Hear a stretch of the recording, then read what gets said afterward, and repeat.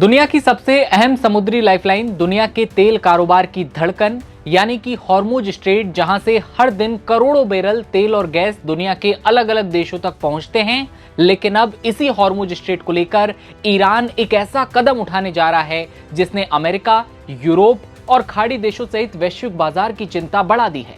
Trump की सेना को अब तक की सबसे बड़ी चेतावनी ईरान ने दे दी है।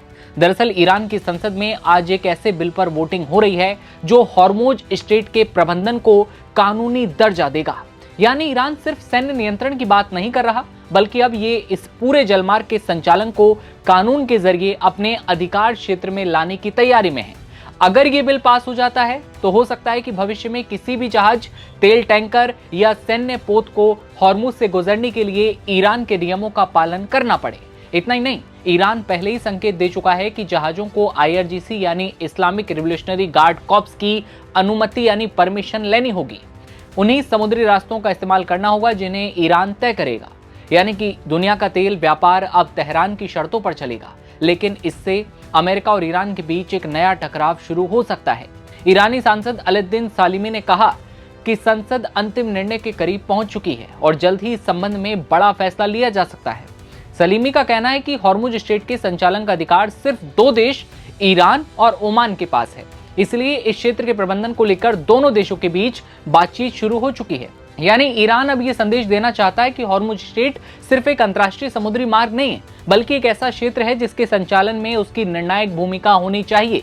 इतना ही नहीं, ईरानी सैन्य मुख्यालय ने दावा किया है कि हॉर्मुज स्ट्रेट पर पूरी तरह ईरानी सशस्त्र बलों का नियंत्रण है।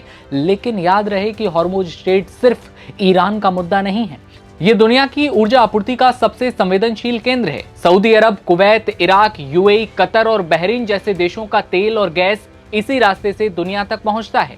चीन, भारत, जापान, दक्षिण कोरिया और यूरोप के कई देश इसी मार्ग से आने वाली ऊर्जा पर डिपेंड हैं। अगर यहाँ किसी तरह की बाधा आती है तो सबसे पहले असर तेल की कीमतों पर पड़ता है। हाल के दिनों में आपने देखा होगा कि भारत में किस तरह से तेल और गैस के दाम बढ़े थे। अगर हॉर्मुज स्ट्रेट में आवाजाही पर एक बार फिर बैन लगा या कंट्रोल को लेकर विवाद बढ़ता है तो वैश्विक बाजारों में तेल की कीमतें तेजी से बढ़ सकती हैं। याद रहे कि ईरान यहाँ पूरा कंट्रोल चाहता है। IRGC की तेज स्पीड वाली बोट्स, मिसाइल सिस्टम, ड्रोन और कोस्टल डिफेंस यूनिट्स लगातार इस एरिया में एक्टिव रहती हैं। अब संसद में लाया गया नया प्रस्ताव उसी रणनीति का अगला चरण माना जा रहा है। हालांकि ईरान ये बात कर रहा है कि उसका उद्देश्य सुरक्षा और व्यवस्था सुनिश्चित करना है, लेकिन बीते दिनों में IRGC ने ही बम धमाके भारत के जहाजों पर किए थे और दूसरे जहाजों पर किए थे।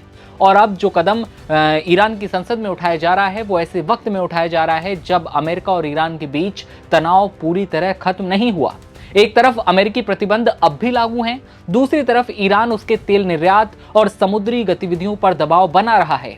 शर्तें और धमकियों का दौर लगातार जारी है और एक्सपर्ट आशंकाएं जता रहे हैं कि जल्द ही ईरान और अमेरिका में एक बार फिर युद्ध जैसा हाल देखने को मिल सकता है। इस खबर पर आपकी क्या राय है, आप कमेंट बताइएगा और देखते रहिए आप नवभारत टाइम्स। नमस्ते।